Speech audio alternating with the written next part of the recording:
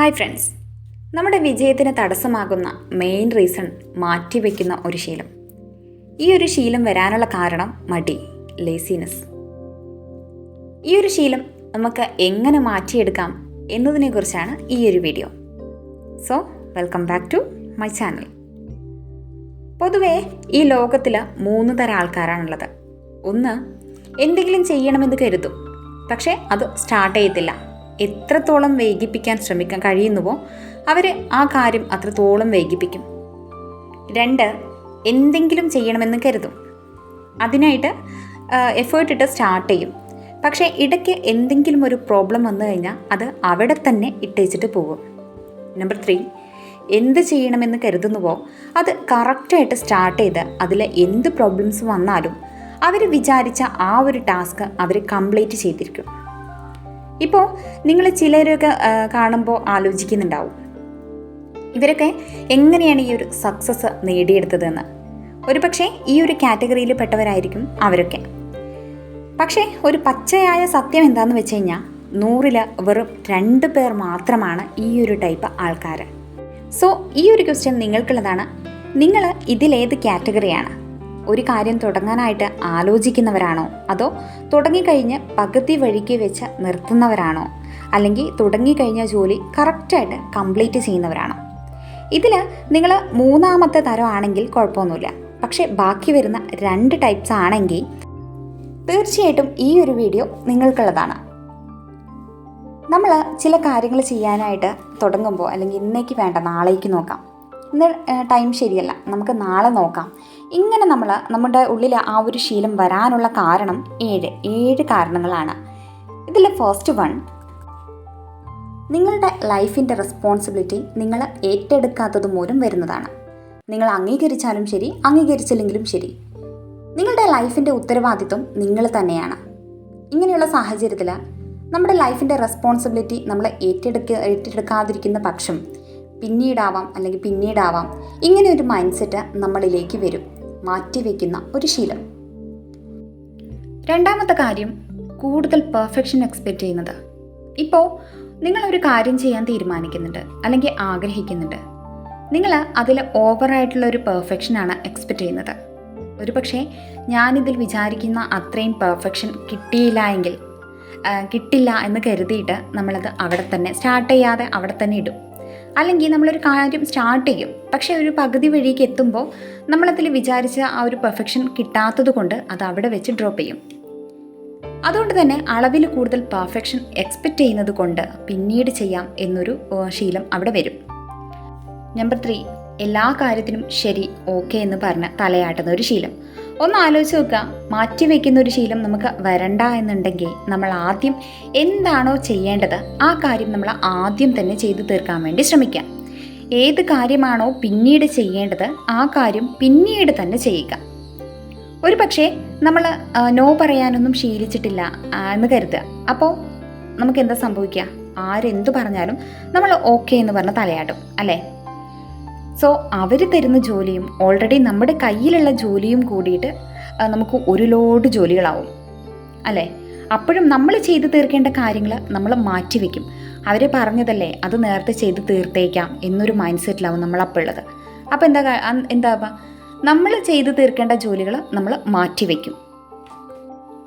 So ആരെന്ത് പറഞ്ഞാലും okay എന്ന് പറഞ്ഞ് തലയാട്ടുന്ന ഒരു ശീലമുണ്ടെങ്കിൽ മാറ്റിവെക്കുന്ന ശീലവും നമുക്കുണ്ടാകും. Number 4, multi tasking. അതായത് ഒന്നിൽ കൂടുതൽ ജോലികൾ നമുക്ക് അറ്റ് എ ടൈം നമ്മളെ കൊണ്ട് ചെയ്തു തീർക്കാനാവില്ല. അതുകൊണ്ട് തന്നെ ഏത് ജോലിയാണോ ആദ്യം ചെയ്യേണ്ടത് എന്നൊരു കൺഫ്യൂഷനിലെത്തും. അതോടൊപ്പം തന്നെ നമ്മൾ ചെയ്യാൻ ഉദ്ദേശിച്ച ആ ഒരു കാര്യം നമ്മൾ ചെയ്യാതെ മാറ്റിവെക്കും. നമ്പർ 5, 24 മണിക്കൂറും വർക്ക് ചെയ്യുന്നത്. ചിലരെ ശ്രദ്ധിച്ചാൽ നമുക്ക് മനസ്സിലാകും, ഏത് സമയവും അവർ വർക്ക് ചെയ്തുകൊണ്ടേയിരിക്കും, പക്ഷേ ചെയ്ത് തീർക്കേണ്ട വർക്ക് അവർ ചെയ്തിട്ടും ഉണ്ടാവില്ല.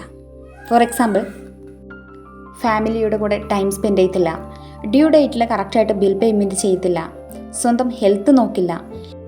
ഇങ്ങനെ 24 മണിക്കൂറും അവർ ബിസി ആയിരിക്കും, പക്ഷേ ചെയ്ത് തീർക്കേണ്ട കാര്യങ്ങൾ ചെയ്യാതെ മാറ്റിവെക്കുന്നൊരു ശീലം അവിടെയും വരും. നമ്പർ 6, കാത്തിരിക്കുന്നൊരു ശീലം. ഒരു വർക്ക് ചെയ്യണമെന്ന് തീരുമാനിക്കുമ്പോൾ തന്നെ അത് ചെയ്യാൻ വേണ്ടിയിട്ട് ശ്രമിക്കാം. എന്തിനു വേണ്ടിയിട്ടോ ആർക്കു വേണ്ടിയിട്ടോ ഇങ്ങനെ കാത്തിരിക്കും. ഇപ്പോൾ ഒരു കാര്യം ചെയ്യണമെന്ന് തീരുമാനിക്കുമ്പോൾ ആ കാര്യം ചെയ്യാനായിട്ട് അപ്പം തന്നെ ആക്ഷൻ എടുക്കുക. നല്ലൊരു സിറ്റുവേഷന് വേണ്ടിയിട്ടോ അല്ലെങ്കിൽ ടൈമിന് വേണ്ടിയിട്ടോ ഒരിക്കലും കാത്തിരിക്കരുത്. സോ ആ ഒരു കാര്യം നമ്മൾ കാത്തിരിക്കുന്നത് കൊണ്ട് തന്നെ നമ്മൾ ചെയ്യാൻ ഉദ്ദേശിച്ച കാര്യങ്ങൾ പിന്തള്ളി പോയിക്കൊണ്ടേയിരിക്കും. ഈ കാത്തിരിക്കുന്നൊരു ശീലം കൊണ്ടും നമുക്ക് നമ്മുടെ കാര്യങ്ങൾ മാറ്റിവെക്കേണ്ട ഒരു ശീലം ഇതിലും വരും. നമ്പർ 7, തെറ്റായ ആൾക്കാരുമായുള്ള കൂട്ടുകൂടൽ. നമ്മുടെ കൂടെയുള്ളവരിൽ ചിലർ നമ്മളെ കുറേ കാര്യങ്ങൾ ചെയ്യാനായിട്ട് എൻകറേജ് ചെയ്യിപ്പിക്കും. ഈ കാര്യം നീ എന്താ ചെയ്യാത്തത്, അല്ലെങ്കിൽ ഈ കാര്യം ചെയ്യേണ്ട ലാസ്റ്റ് ഡേറ്റ് ആയില്ലേ, ഇത് ചെയ്ത് തീർക്കുന്നില്ലേ എന്ന് പറഞ്ഞ് എൻകറേജ് ചെയ്യിപ്പിക്കും. ചിലരുണ്ടാവും നമ്മൾ ചെയ്യണമെന്ന് കരുതിയാലും അവർ പറയും ആ കാര്യമല്ലേ പിന്നെ നോക്കാം, ടൈമുണ്ടല്ലോ. ഇങ്ങനെ നമ്മൾ ചെയ്യാൻ ഉദ്ദേശിച്ച കാര്യം ആ ഒരു കൂട്ടുകെട്ട് മൂലം മാറ്റിവെക്കപ്പെടും. നമ്മൾ ഇത്രയും നേരം നോക്കിയത് നമുക്ക് ആ ഒരു മാറ്റിവെക്കുന്ന ശീലം എന്തുകൊണ്ടാണ് വരുന്നത് എന്നതാണ് ഇപ്പോൾ നമ്മൾ ഒരു 7 പോയിൻറ്റ്സ് ആയിട്ട് നോക്കിയത്. ഇനി ആ ഒരു ശീലം എങ്ങനെയാണ് നമ്മൾ മാറ്റിയെടുക്കാൻ വേണ്ടിയിട്ട് ശ്രമിക്കേണ്ടത് എന്നതാണ് അടുത്ത ഒരു 4 പോയിൻറ്റ്സിൽ പറയുന്നത്. ഫസ്റ്റ് വൺ, ചെറിയ വർക്ക്സൊക്കെ ആദ്യം തന്നെ ചെയ്തു തീർക്കുക. ഒന്ന് ആലോചിച്ച് നോക്കിക്കഴിഞ്ഞാൽ നമുക്ക് മനസ്സിലാകും, നമ്മൾ മാറ്റിവെച്ച വർക്ക്സൊക്കെ ചിലപ്പോൾ ചെറിയ എന്തെങ്കിലും വർക്ക്സ് ആവാം. ഒന്നില്ലെങ്കിൽ മെയിൽ ചെക്ക് ചെയ്യാനാവാം, അല്ലെങ്കിൽ നമുക്ക് വാട്സപ്പിലും അങ്ങനെ കുറേ മെസ്സേജുകൾ, ഇമ്പോർട്ടൻ്റ് ആയിട്ടുള്ള മെസ്സേജുകൾ വന്ന് കിടക്കുന്നുണ്ടാവും. പക്ഷെ നമ്മൾ അത് മൈൻഡ് ചെയ്യാതെ അങ്ങനെ പോയിക്കൊണ്ടിരിക്കും. ഒരു 10 മിനിറ്റോ അല്ലെങ്കിൽ 15 മിനിറ്റോ ടൈം സ്പെൻഡ് ചെയ്ത് കഴിഞ്ഞാൽ ആ ഒരു വർക്കൊക്കെ കഴിഞ്ഞ് പോകാവുന്നതേ ഉണ്ടാവുള്ളൂ. എന്നാലും നമ്മൾ ആ കാര്യങ്ങളൊന്നും ശ്രദ്ധിക്കാതെ നമ്മളിങ്ങനെ ഡെയിലി പോയിക്കൊണ്ടേയിരിക്കും. സോ ആഴ്ചയിൽ ഒരു 1 hour ഇതിനു വേണ്ടിയിട്ട് മാറ്റിവെക്കുക. 2, കുറച്ച് നേരത്തെ എഴുന്നേറ്റ് ശീലിക്കുക. അതായത് നമ്മളിപ്പോൾ ഒരു 6 മണിക്കാണ് എഴുന്നേൽക്കുന്നതെങ്കിൽ ഒരു അരമണിക്കൂർ മുന്നേ ഒരു 5:30 എണീറ്റിട്ട് നമ്മൾ പിന്നീടാവാം അല്ലെങ്കിൽ പിന്നത്തേക്ക് നോക്കാം എന്ന് മാറ്റിവെച്ച കാര്യത്തിന് വേണ്ടിയിട്ട് ആ ഒരു ടൈം സ്പെൻഡ് ചെയ്യാം. ഫോർ എക്സാമ്പിൾ, നിങ്ങളിപ്പോൾ ഒരു നല്ലൊരു ജോബിലാണെന്ന് വെക്കുക. പക്ഷേ നിങ്ങൾക്ക് അതിനേക്കാളും ബെറ്റർ ആയിട്ടുള്ള ഒരു ജോലിക്ക് വേണ്ടിയിട്ട് നിങ്ങൾ ആഗ്രഹിക്കുന്നുണ്ട്, ശ്രമിക്കുന്നുണ്ട് എങ്കിൽ ആ ഒരു ജോലിക്ക് വേണ്ടിയിട്ട് നിങ്ങൾ പഠിക്കാൻ ഈ ഒരു സമയം യൂസ് ചെയ്യാം. നിങ്ങൾക്കിപ്പോൾ തോന്നാം ഒരു അരമണിക്കൂർ കിട്ടിയിട്ട് എന്താ കാര്യം എന്നുള്ളത്. നിങ്ങളൊന്ന് തുടങ്ങി നോക്കൂ. ഒരു പക്ഷേ നിങ്ങൾക്കതിൽ ഇൻട്രസ്റ്റഡ് ആണെങ്കിൽ നിങ്ങൾ തന്നെ ഈ ഒരു അരമണിക്കൂർ ഒരു മണിക്കൂറാക്കി മാറ്റാനും ചാൻസ് ഉണ്ട്. നമ്പർ 3, നിങ്ങൾക്കായിട്ട് ഒരു റൂട്ടീൻ ഫോം ചെയ്യാം. അതായത് രാവിലെ ഞാൻ ഇതൊക്കെ ചെയ്യണം, ഉച്ചത്തേക്ക് ഞാൻ ഇതൊക്കെ ചെയ്യണം, വൈകുന്നേരം ഇതൊക്കെ ചെയ്യണം എന്ന് പറഞ്ഞിട്ട് ചെറിയൊരു ലിസ്റ്റ് തയ്യാറാക്കുക.